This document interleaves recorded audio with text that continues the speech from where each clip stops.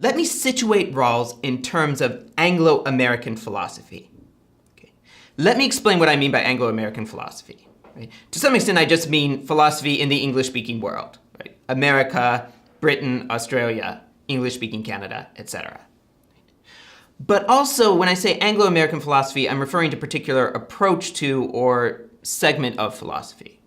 Okay. So as the philosophy majors know, there are, broadly speaking, two approaches to philosophy.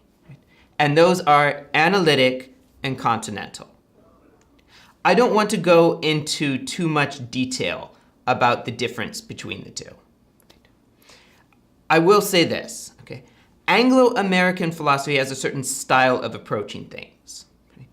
That is, Anglo-American philosophy tends to focus on very specific problems and issues. Right? So, comparatively speaking, continental philosophy will give you a very broad view of a number of subjects, of, to some extent, all of human understanding.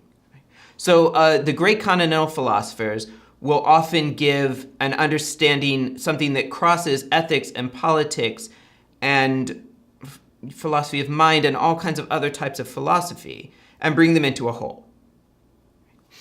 Now that has its advantages. But this other approach, Anglo-American or analytical philosophy, tends to focus on very specific problems, right? and try to give an extremely specific claim about a very specific issue, right?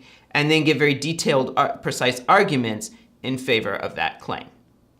Right? Now, it's not that continental philosophers don't use detailed, precise arguments, but it's a different methodology. So Rawls falls into this camp of Anglo-American or analytical philosophy.